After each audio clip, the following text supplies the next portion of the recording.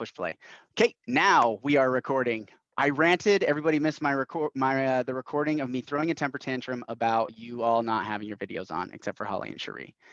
Kaylee gets a pass. I haven't heard from Leslie or Samantha or Marlene whether or not they get a pass. But I'm going to make this super clear to anybody watching this video. I need trainings to have videos on so that I can interact with the humans that are in my trainings. If we don't do it this way, it's just a recording that nobody can actually learn from, if that makes sense. I don't learn videos. I learn from some videos these days. But I'm too busy and I have too much going on to just like watch videos all day long of all the stuff that I want to know. Right? Like, because if I couldn't make it to the time that the training was, the likelihood of me just carving something else out so I could sit down and watch Robert talk to himself for an hour doesn't sound like any fun at all. I'm sure of it. So if we're going to come into the trainings, I love that there's more than 3 people on this call. Okay. And I'm not going to rant about the fact that there's nobody on these calls. But the fact that we have some people on the call is exciting to me. I need videos on so we can have a super good, effective training that people get it out of. This isn't for people watching the recording, by the way. So if you're watching the recording, this is worthless. You should probably shut it off. Just kidding. If it's an hour long, no one's going to sit down and listen to me for an hour. You guys barely want to do it now. You guys barely want to do it right now. See, Mel's like, barely. Okay. Can I put a plug in? Please, you guys, go ahead. If you can't turn your video on, if you guys can't turn your video on with your peers, then how are you going to turn them on with clients? So just start doing it now, and it makes it easier when you're doing it with clients. I love it. I love it. Because I get ready for my clients. It is 12 o'clock, woman. I know. I don't get ready when I'm working at home. This is the deal, though. We have to adjust. We have to shift. Okay. I got in a shirt and a suit jacket, and I got up and I got ready and I came to work. If I was doing it at home, you got to do the same thing. Because if we decide all of a sudden that we're not really professionals, it's a slippery slope, my friends. It's a slippery slope. And if we're going to work from home, we have to think that my home is my office and I got to show up to my office. So if you walk out of your master bedroom and your office somewhere else, you better be ready to go to the office, even if it's down the hall. Okay. So this is this was not in the plan at all to talk about this, but Jeremy, can you hear, do you agree? We got to show up for work. If you're gonna work from home, show up for work, and you should probably start your day around 9 o'clock. Okay, sleeping until noon or not getting ready till noon is probably not gonna be effective for your real estate career. Okay, everybody agree to that? Is this guy soapboxing? Yay! Give him a hand. Okay, so I'm gonna get right to what the plan is with Jeremy Larkin and I. Okay, the title of this class is Creating Inventory Listings Mastery Series. Listings Mastery Series. That means that every single month we're going to have one training on listings, but it's going to be worth having a training for an hour long. Okay. And if you want to plug in and pay attention and listen and implement things and learn from other agents, come to this training. If you're an agent that thinks you know everything, come on and you can prove it to me. Because if there's anybody in the market that has listings right now, come tap on my shoulder, because I think Ryan Kramer's the only one.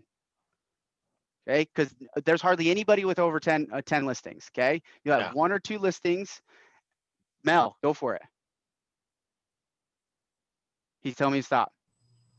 We have 1, but we're closing today. See, you don't got a listing. You haven't had a listing for 30 days. Yeah. It was under contract. You don't have a listing if it doesn't say active. Okay. Boom. Why do we want listings, Jeremy Larkin? Why do we want listings? Yes. Good grief, man. Look, listings are the lifeblood of the business, man. That like literally the you just buyers read my you read my summary, didn't you? You're like looking at what Robert wrote. The listings. This is the first line in the description of this class. Listings are the lifeblood of any successful real estate business. That was the summary classic. of this class. It's too many years of Gary Keller. But there's a lot of reasons, and I want to point something out. It's actually really important today that I'll share. One of the things where we go astray in real estate training, and we do this a lot, so I don't know how many of you have been to, some of you, I know some of you here have been to family reunion. Some have been with me. they get in this like, we're going to put all the listing people up on a stage, and then the buyer specialists, we're going to like hide them in the back, you know. Marlene, you know what I'm talking about? Like, we really make the listing people look really great. Totally 100% true. Yeah. You should definitely work with buyers. Guys, work with buyers, right? Like, let go of this idea that working with listings is like the superior from a feeling good about yourself pride level. I really do That's insane. appreciate you bringing that up Yes. because because we can have like, this is listings mastery series, but you're going to see that Jeremy and I are going to talk about how to handle your buyers. So we could get more Yes. listings, right? Yeah, Like guys, it's crazy. They're equally as impactful on each other's business. Okay. Yeah, Keep there's an going. inverse I cut relationship. you off. Are you good? No, you're okay. And so and one of the things that I'll talk about then today is the evolution in our team away from like extreme specialization to a little more crossover from buyer specialist to listing specialist and vice versa.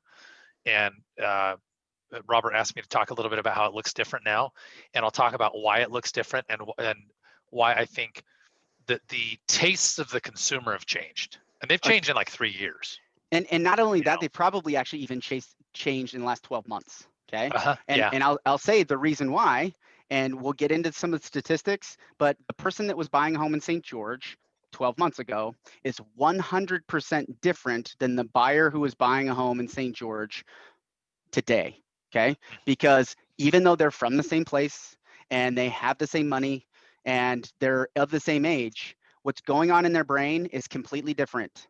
And if you can understand that as a business owner, that our whole life has changed, like the world as we know it is different. And if we're in denial about that, we're going to miss out on what the change is going to happen in real estate. Gary Keller said 2 weeks after they closed everything down on a podcast with Keith Cunningham. If you don't know Keith Cunningham, Google it. I'm not going to tell you. He did a podcast with him. It's saying exactly what is happening, right now. Not for 1 second was he wrong. He said, save your money, get your expenses in order. And he said, because there's going to be a shift, right? Did he say that the market was going to crash? Absolutely not. Did he say that the market was going to go bonkers? Absolutely not. He said, everything has changed. We think we can go back to doing real estate again in 2 more weeks or whenever the shutdown happens. It's not going to happen, right? And that's what he said. So why do we save our money? We save our money because now we need to start using our money differently. We were using it one way before to get listings and buyers. Now we need to be like, I should probably do this differently. Save my money, find out what I actually have. Jeremy Larkin, what percentage did you cut out of your budget last year? Sorry, my headset was off. We, at one point, 20%. So, and then you've money. probably turned around and started paying that differently, right? Oh you yeah, I was gonna say, if you didn't stop spending the money, but you changed. I probably have differently. reintroduced most of the 20%, but differently, you know. And there's something to be said for saying I'm going to shut that off in the MREA, which I have in front of me. In the MREA, he talks about finding out what your expenses should be, right? So sometimes it means, hey, maybe I shouldn't pay so much pay-per-click for that. What if I turn it down 20%? Are my results going to change, right? So the importance of tracking your business, I don't want to make this about that because we should all understand some of the fundamentals. Track your business so you know where you can, where your pain points are. Slow down spending, changing where you spend. You can't make any of those changes if you don't track it, right? If you don't know where your money's going, if you don't know what your conversion rate is on the money that you're spending, it won't matter. You can't make the adjustment, okay? So then I'm going to step to the side because I have new agents on this call. As a new agent, like the training that a lot of the agents that have been in the business 4 years are going to get is going to be different than the training you're getting, right? I've had Holly, how different was Ignite yesterday? Oh, much different. Right. There's no way I could take my Ignite class from 5 years ago and be like, hey, I think this applies to your real estate business right now. Fundamentally, it does. But at the same time, we have to make adjustments for what's going on right now. And I think it's called market of the moment is what Gary Keller's been calling it, something along those lines, right? So I'm going to pull back. We're going to push forward on just listings. Enough kind of diatribing about a bunch of separate things. Let's focus on listings. It's 12-12. Everybody make a wish. It's 12-12. That never happens to me, by the way. We're going to go in 1 o'clock. We're going to shut off. okay? Because everybody's busy. So we're gonna make a focus time. Everybody get to work, everybody contribute. Let's talk about some of the changes, and we're gonna start broad. So hopefully next month when we jump back in, we can kind of recap a little bit of what we talk about and jump into some new things if we need to, and dive into other things, find some successes, follow each other along with, hey, I'm doing this and getting listings this way. I've changed this way, right? I want it to be a series, listing mastery series, okay? So I have in front of me the data for, I'm gonna share my screen. It's the quote of 2021. Here we go, share.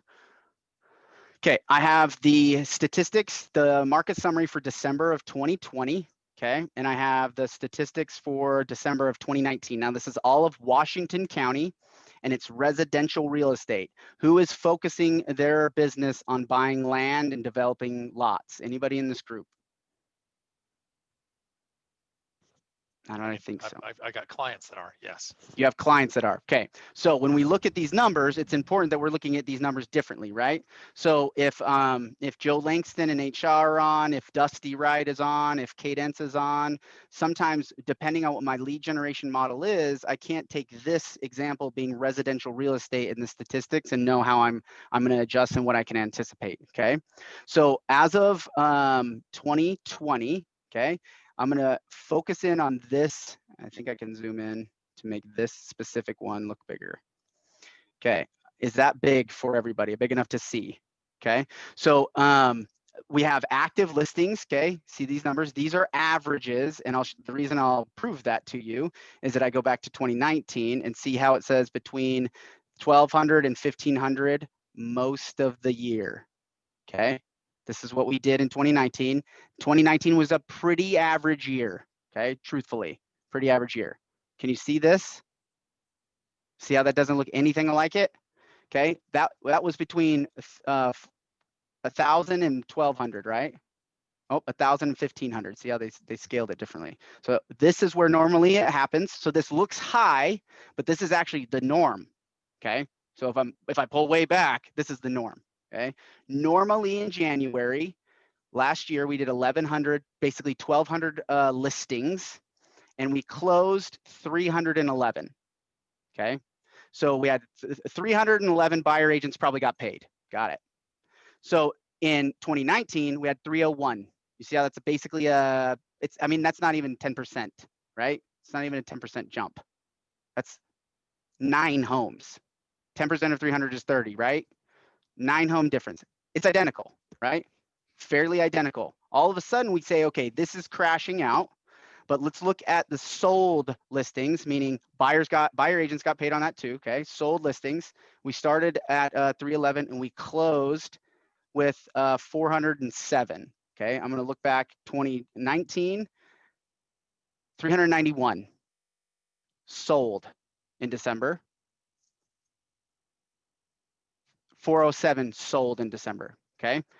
It's negligible change in our closings from in December than we did last year. We could probably assume right now, even though inventory is low, we're probably going to have an interesting similar year of sold homes. Why do we think that there's going to be that change and that difference?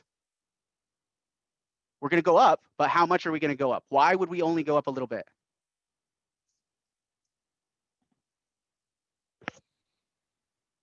It's participatory. I'm not talking to myself. Probably because not enough inventory. Maybe not enough inventory, but if there was an inventory in December of last year and they only closed 391 different that closed in December, right? And we go back, okay, say November. Well, that's the deals that were put under contract in November. We know it just closes instantly. So we can kind of assume it listed and closed in the same month is the assumption, right? But the inventory is the same. The inventory is the same. It looks different because actively, we're trying to say that actively homes are just not hitting the market. They're just instantly going listed and instantly selling. Right? They're not Correct. registering on the graph. Does that make sense to everybody? Yes, and Robert, and I would insert here, this is happening everywhere in the West. I have a friend in San Diego in my CEO's mastermind group yesterday who said, he literally said verbatim what you and I talked about. He said, well, by the way, guys, there's actually more inventory going on the market than there was a year ago. Exactly. Yet the increase in buyers, and I could throw a quick, just like a good scare tactic. It's not going away anytime soon. The numbers are going down weekly. So like it was 425 and then it was 420 and then it was 400. And today I think it was like 380. And Biden, whether you like him or don't, and his cronies are now talking about a $15,000 first-time homebuyer tax credit. For what? To have more people buy homes? We don't even have the homes for all the buyers. And so this is another thing. There's potentially no end in sight for the inventory shortage is what I'm trying to convey. So we have to really embrace this. Exactly, right? So because the preface for the conversation that I want to have is that we have to stop thinking that there's no business in St. George. Oh, there's business. Okay. We have to stop the narrative to people. We have to stop telling our clients that.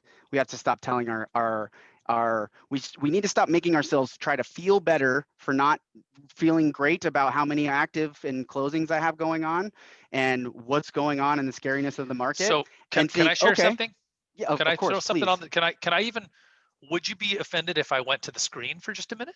I would not. I'm just gonna do the comparison so we can move on from the totals. Yeah, because I want to set this mindset up that we talked about a little bit. So in 2019, we had an increased inventory as a percentage in residential real estate in Washington County, right? Not land.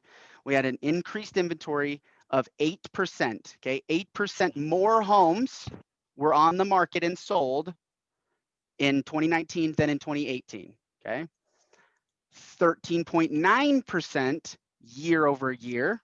Do you see how in 2 years we increased over 20% in inventory in 2 years? Cities don't grow much faster, right? Like you guys have to realize that we go across the country and be like, how long does it take to build a house? How long does it take to convince somebody to sell a home, right?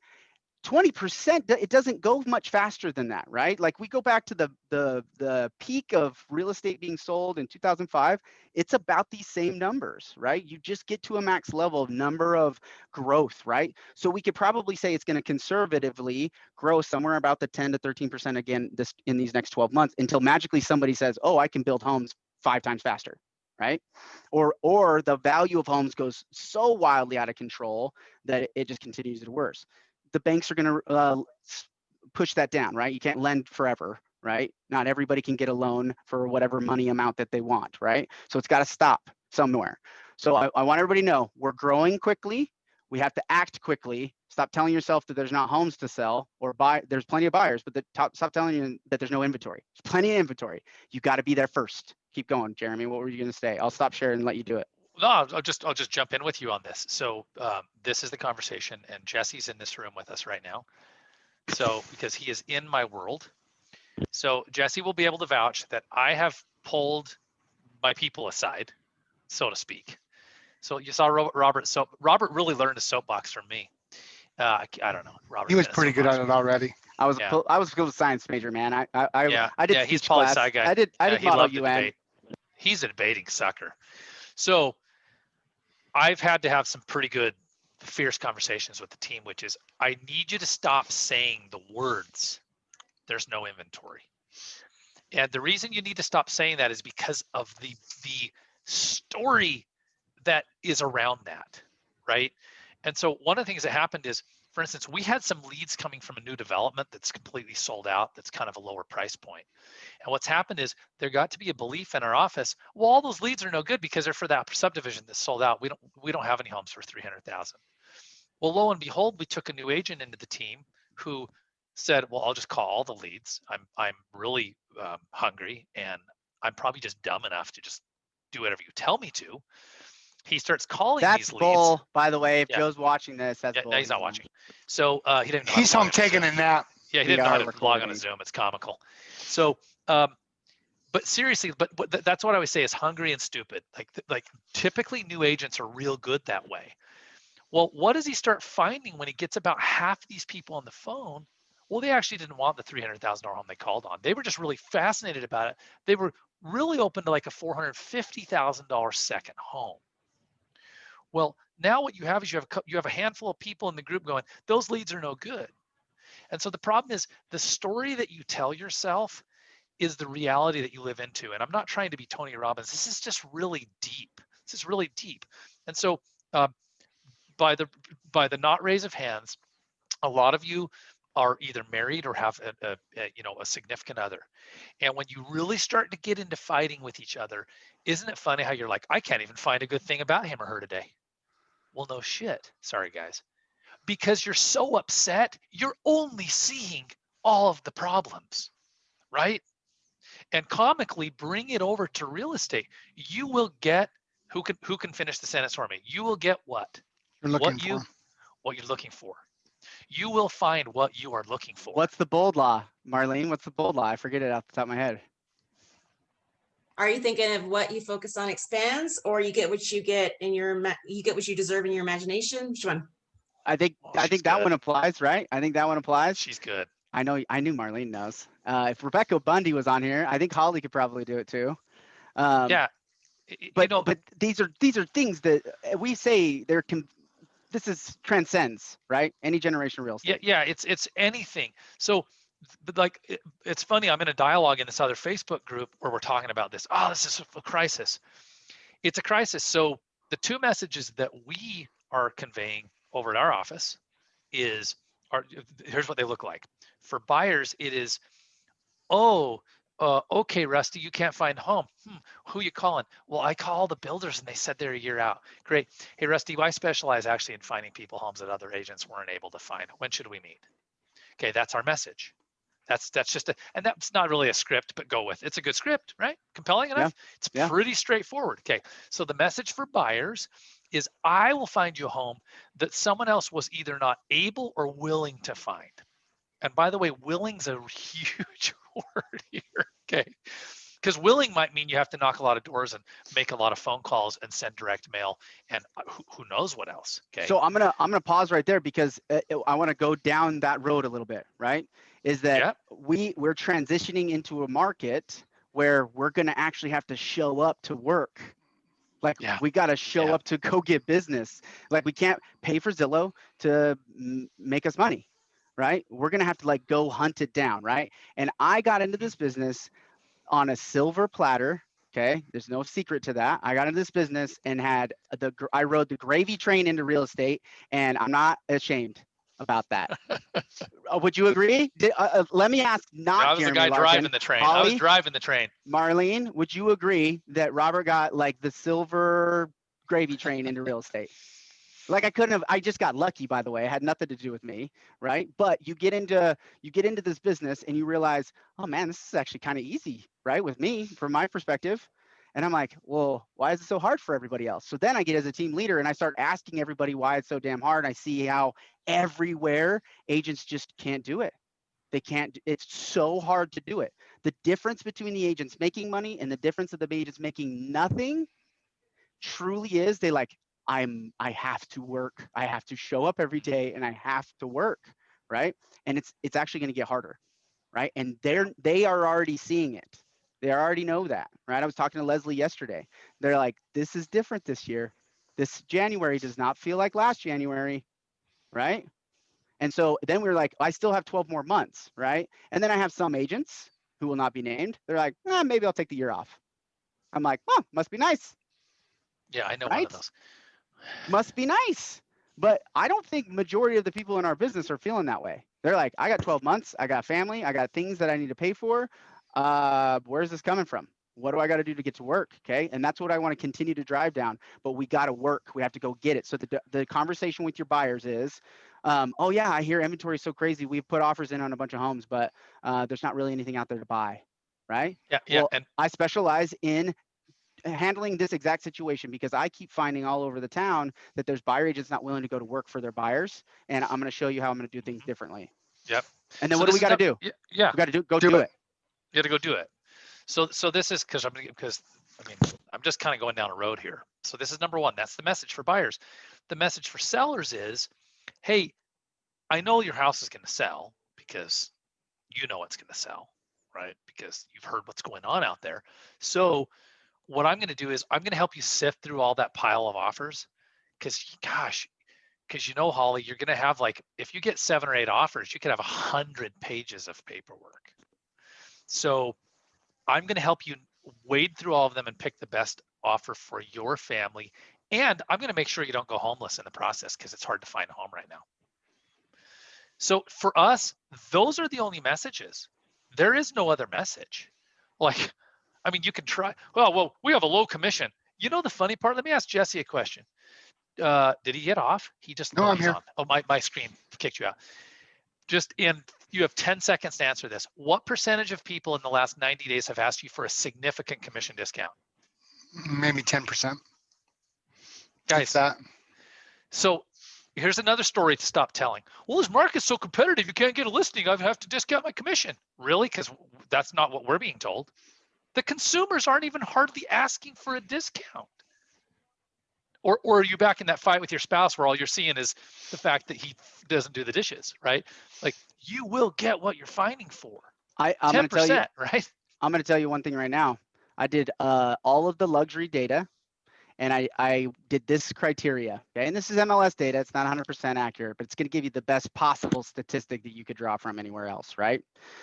Any home sold over $700,000 in Washington County over the last 365 days. Who wants to guess for a prize how many of those were sold? 600. 508. Over 700. 508. Oh, nice. Well, Good that was guess. pretty close, okay? Because I was like, no way it's 500. And I would have come in low, right? So of those, guess how many had less than a 3% buyer side commission? 30%. Maybe 25. No idea. 22 of them. Wow. Only 22 of 508. And Wow. like 6 of them were double-sided by that same agent. So of course they got 0, right? So what's Robert saying? Why would Commissions are being somebody paid. at $800,000 and they're like, well, I'll pay that agent 3% of $800,000, but your $200,000 client wants to knock you over the head for a couple grand, right? When you're like, the millionaires are paying for my services, you're better than them, right? Because they're not going to waste their money. Are they going to see value in that or not? But are we going to give them a luxury service? Are you going to actually go give them service that they see value in? It doesn't mean that you can just say, I get 6% and then not take professional photos and then not do everything you can to make the house look right. Don't just put it on the MLS because you know there's going to be 12 offers. That's not helpful for the seller. That doesn't help the seller be like, oh, Robert really put to work on making sure my house looked really good. That right? could actually Even- cost them 15 grand. if you Right? don't do that. Even if they get multiple offers, right? So you have to go to work for them, even though you know that listing is going to sell. But when you do that, you get the commission, you get the full commission, and you get a referral that's going to last you the rest of your life because you gave them the service that they've always never gotten from a real estate agent. Okay. I'm guilty of being a shitty listing agent. I am guilty of it, right? Because I sold too many of them, right? I figured out, I can't do that. I'm not that good to do that.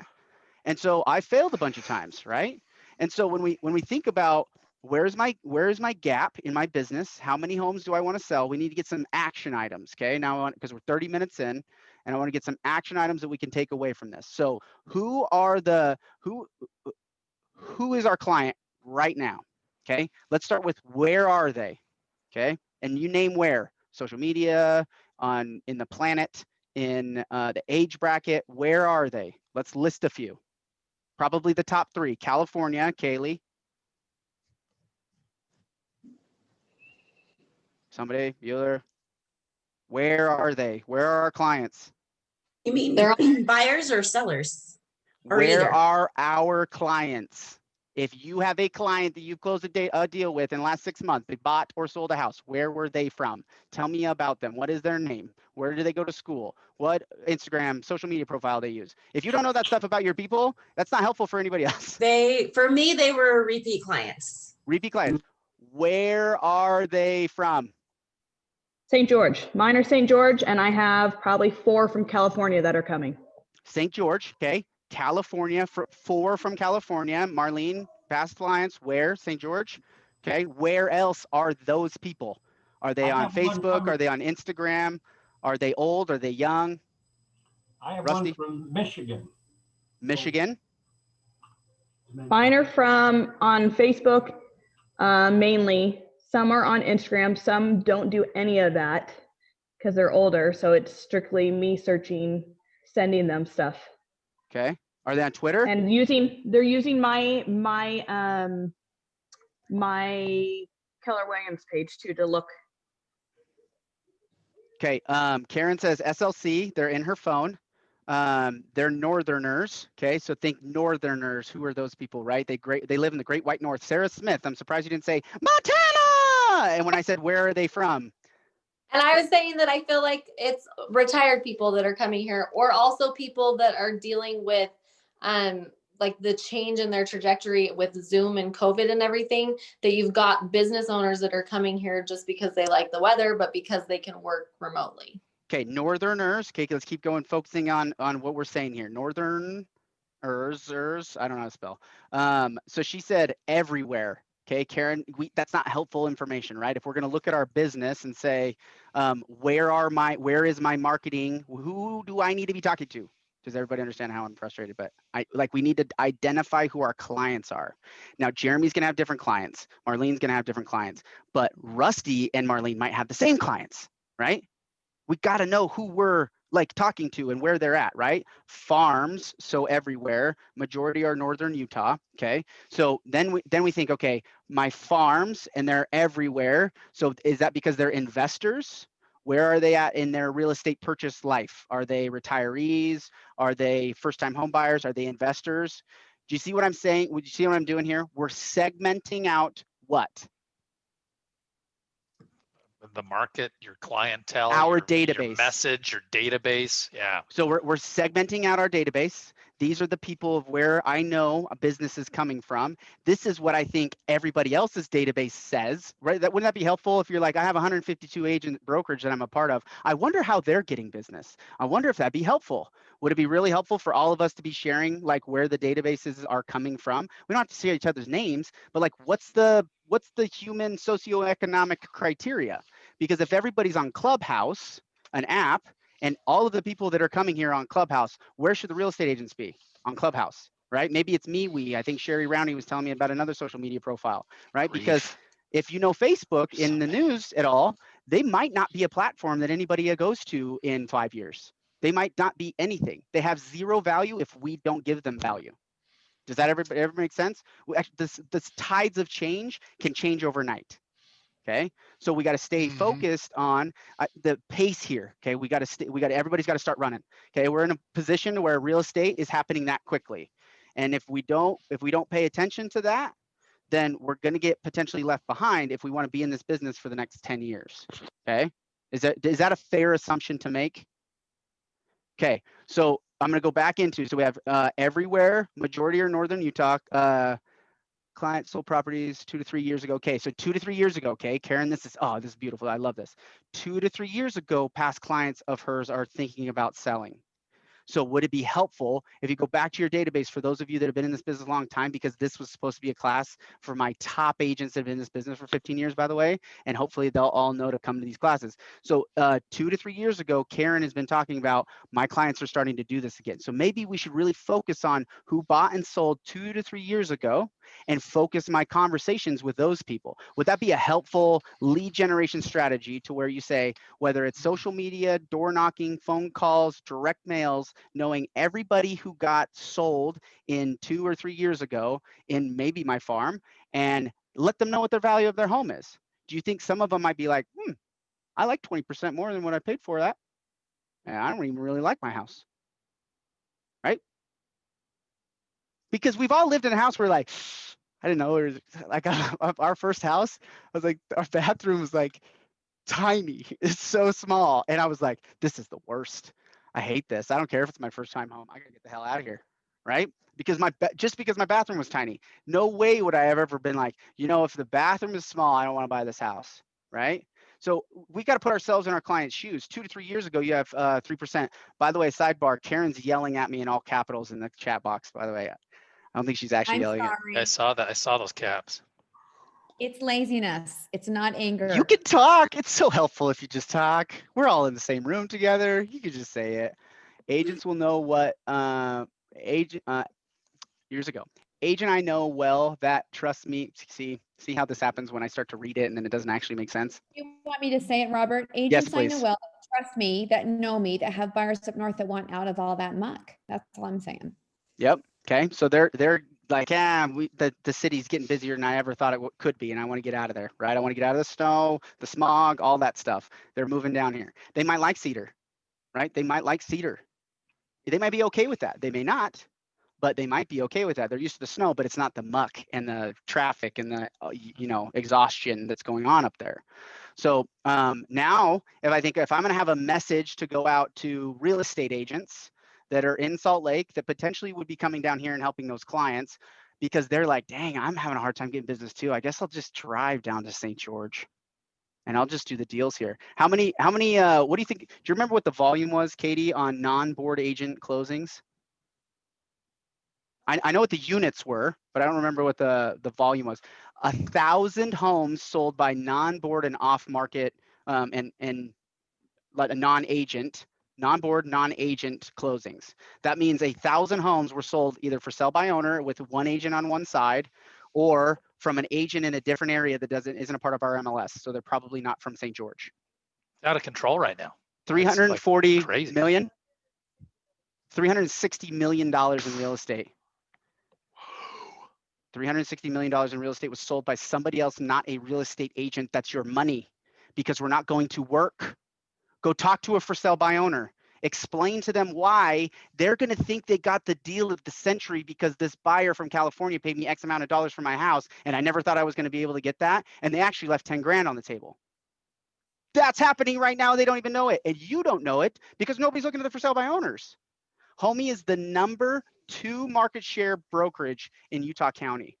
Do you know how fast they got there? In the blink of an eye. I watched it every single month. I go through this. I watch real estate as a spectator. I'm not playing the game. I'm watching the game, right? Homie slowly just shot to the top of market share. KW is still the #1, but I guarantee you all the market centers up in Washington and Utah County are like, how do we get to work? Because I don't want Homie taking my business. I'm not taking a 15% cut in my business this year. It's not going to happen, right? They're going to go get to work. For sale by owners are coming here. It's not like that's just going to only ever stay there. It could be tomorrow. It could be this year that they do that here, right? It could be. If we don't dive into our database, focus in on our database and show up for work every day, make our 10 contacts a day at a minimum, right? I think you probably need to ratchet it up a few. I think you like 12 to 15 is probably a better number. And if they're not new contacts, just call somebody you know. It doesn't matter if you called them last week. Does not matter. Okay, if you can't get a system in place so you call everybody in your database every single quarter, then just pick the phone up and just call somebody. Call somebody. Like throughout your day, you're getting in the car, you're going to the gas station, call someone. Doesn't matter who, okay, at a very minimum. If you have a CRM and you're tracking it and you're doing a good job of focusing on what you're supposed to be doing every day, you probably could knock that out before noon and then take the rest of the day off. Like you probably could. And feel good that I did the one thing I need to do to get business. What is the one thing I need to do to get business? Talk to people. Talk to people. And how do we know that? Because for 30 years, people have been selling real estate, and there's millionaires out there, and I don't know if there's any here in this room. And they're all doing that. They're all just doing that. It's sounds ridiculous, but it's simple. Call 10 to 15 people a day.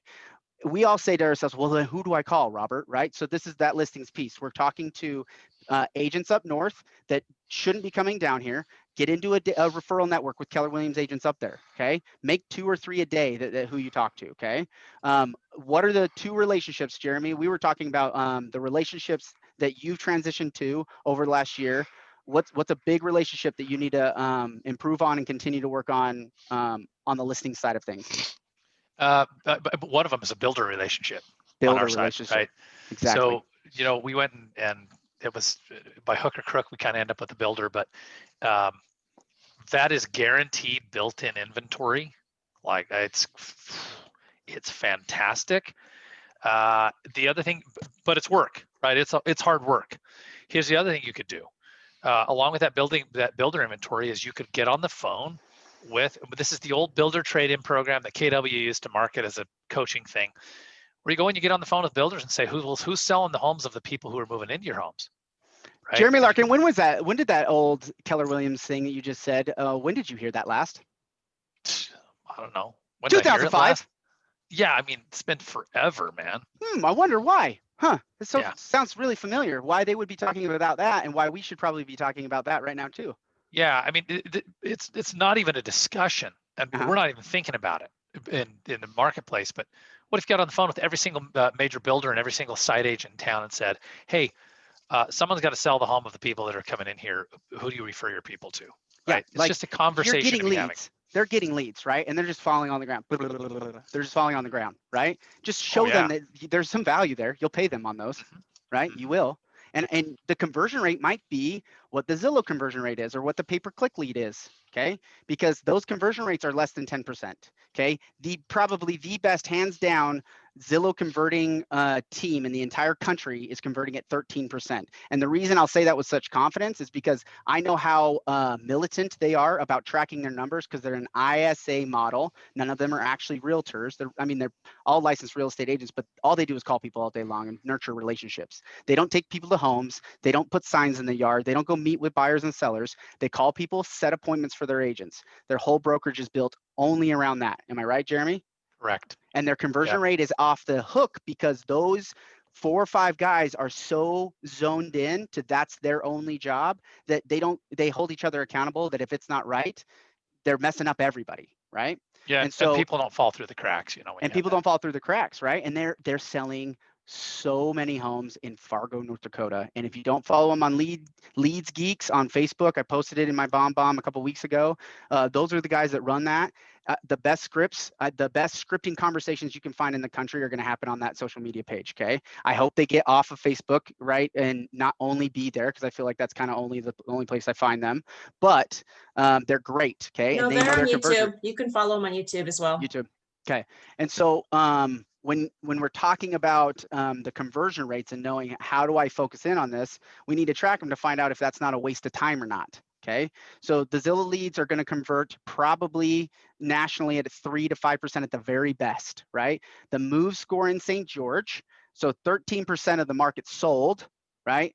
Or 13% more than last year sold. And we have a move score about 10%. So about 10% of our entire population of residents, right, are going to move in a rolling 12-month period of time. Okay, 10%. So that if you assume yourself, he's like every seller on the market, as a percentage, 10% of every seller in the market is going to sell for sure. Okay. And that's like the rolling average. So if we know that, my conversion rate, because then if I just call 100,000 people, then 10% of those people are going to buy or sell real estate. You have a chance at getting those, right? Do you see how that's the conversion rate? The conversion rate of people selling is 10%. So if your conversion rate on your lead generation strategy isn't 10%, you're probably wasting your money, because you could just call people all day long, right? And get the same number. Get the same number just by numbers. You actually have to have 0 skill sets, right? And Jesse Pohl and I kind of know that, but we never really had to do that because the conversion rates on some of these other lead sources were better, but we didn't compete with every buyer on the planet, right? We didn't compete with the internet. We didn't compete as much now as we are with 500 more agents this year than there were 2 years ago or 3 years ago, right? So understanding this, that it's harder to do it, we got to change what we're doing, right? I can't pretend that if I wasn't showing up to work to sell homes every day, I better be getting on the phone, because I knew that listing call phone was not going to ring. I was going to have to go get it. Okay. So Jeremy's working on his builder relationship. What was the conversation you and I had about your percentage of business that you probably should grow?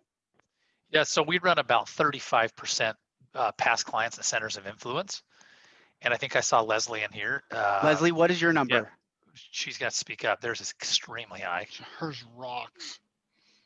There she is. Yeah, so ours is close to 75 or 80, 85%.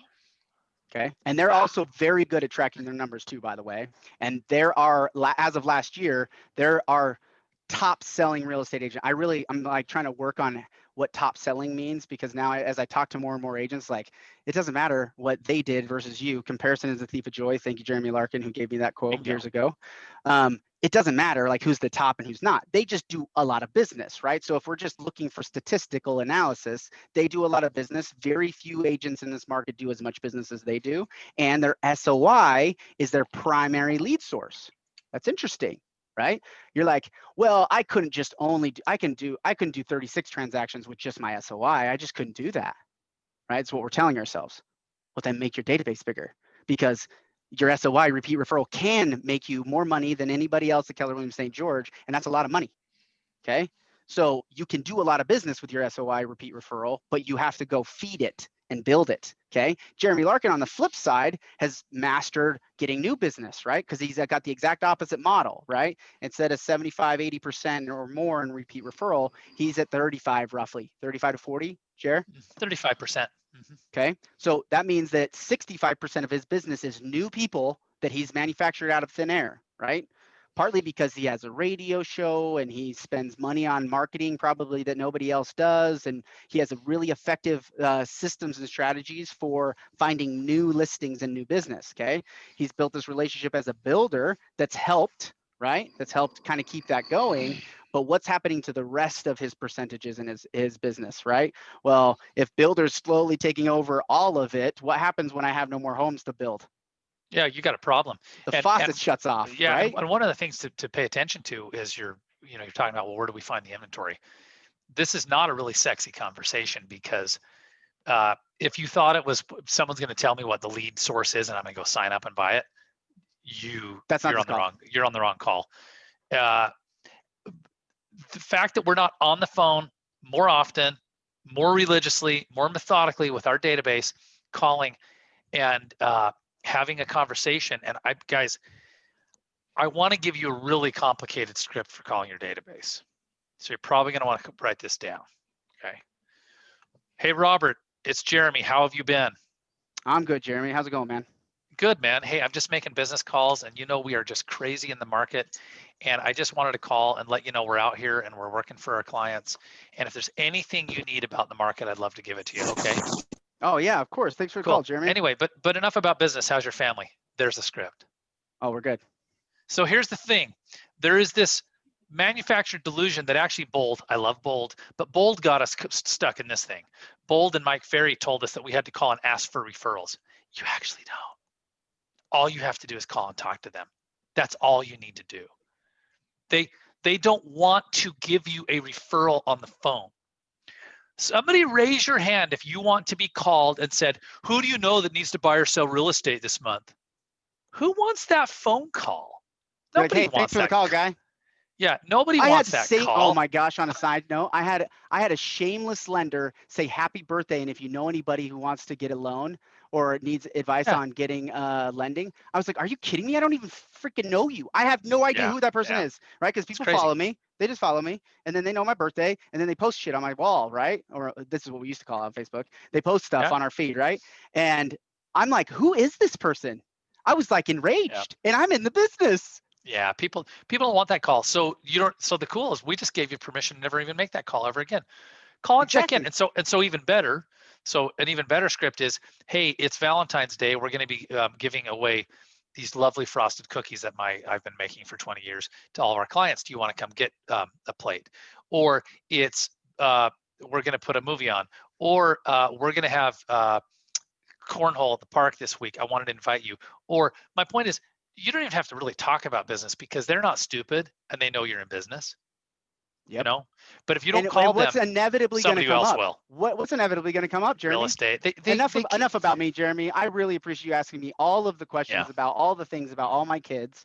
But please tell me something, because I'm tired of talking about myself. Please tell me something about real estate. I'm begging you. Yeah, people, they will. And you're like, I would love to tell you about real estate. Yeah, man. Like, what's going on with the market? It's pretty crazy. What do you think my home's worth? I've been thinking of buying an investment property. But again, I'm guilty of it because now I'm even running a team where I'm not even on the phone very much. We are all guilty of not calling and staying in touch with these people. And then we get really butthurt when one of these people in town that makes tons of phone calls picks up our client, right? We feel like our client, and this is the best. I've taken this phone call from my team probably 100 times over the years. I can't believe it. I just have to vent to someone. Ryan Kramer called my client. Can you believe Jim and Becky listed with him? I thought we had a really good relationship. Okay, I'm gonna tell. Okay, we have And 8 I'm minutes. like, well, you probably should have been calling Jim and Becky a long time ago. I got 8 minutes. Okay, we need some takeaways. Okay, we're gonna Right? wrap. Okay, because I could Jeez. rant on that a little bit too, and I don't want to make these ranting sessions. We want to have some action takeaways. Okay, we have builder relationships. So Southern Utah Home Builders Association is the association of all the builders in town. If you don't know a name of a builder, go there and download the list and call them and say, hi, my name is Robert McFarland, and I see that you're a builder in Southern Utah, and I'm curious about your inventory. What homes are you building? And what would the builder say? These are the homes that I have for sale and that I'm going to plan on building. And these are the developments that I'm doing. Please don't be silent because you're just trying to, please tell me you were searching for the mute button. Please tell me you were searching for the mute button. Yes, they will tell you about all the inventory that they have coming up. And you say, you know, Sarah, I'm so happy you actually answered your call. There's so many builders that are running around crazy busy. Are you busy too? Keep following me. Follow me. Are you busy too? I am. It's a little bit crazy right now. So I don't want to. Yeah, it's crazy. I don't want to take up a whole lot of your time because I want to know the inventory as my buyers come in that I can make sure I sell your product. Now, you're so busy. Who's helping you on that end take care of all that business? You know, we have a couple of agents, but we're really willing to work with anyone that'll bring us a buyer. Perfect. I love that. That's so great. And I really appreciate you just taking this call again. I'm going to stay in touch with you. Is that okay? Yeah, that'd be great. Thanks. Okay, perfect. Have a great day. Hang up. Next person. Now I have a contact card for Sarah Smith, and she builds homes in Ivins, Utah, and she has nothing available yet, but she's working on some other developments. And I should probably call her in 30 days and say, hey, how are those developments that we were chatting about last month? How are those developments coming along? Right? And if I have a buyer, of course, I'm going to bring them to your build job. And then all of a sudden they're like, man, Sarah's like, I need some help with all these dang leads. I could probably build 15 more homes if I could just handle the ones I have. I wonder if I had a real estate system that I could handle all these buyers and sellers and make sure they get managed and find them homes. Oh, you know what? That Robert keeps calling me. He seems like a sharp guy. I wonder if I should talk to him about that. That's good. Let me throw another actionable in here really quick because we're going to run out of time. So you can do this with builders. One of the things you can do with a builder, or you can do it with your own database, is call them up and say, hey, Samantha, it's Jeremy Larkin. Listen, you've heard the market's really crazy, and this is a really short call. I'm sending every single one of my clients a quick summary of their home's current value in this market. It's just free of charge, and let you know, because a lot of folks want to sell whatever. And what's the best email address, or what's the best mailing address? Just give them something and engender a conversation. Yeah, and you don't even have to have a specific price, right? Be like, hey, this is roughly what homes are selling for. But of course, I haven't been in the home in a while, and I'm sure you've done a whole bunch of really amazing things to it, right, Jeremy? So if you want a full appraisal of what you think the value is, when can I come over and do that? Oh, you just want the summary? Great, no problem. I'll send that over to you. And as the market starts to change, I'll keep in touch with you.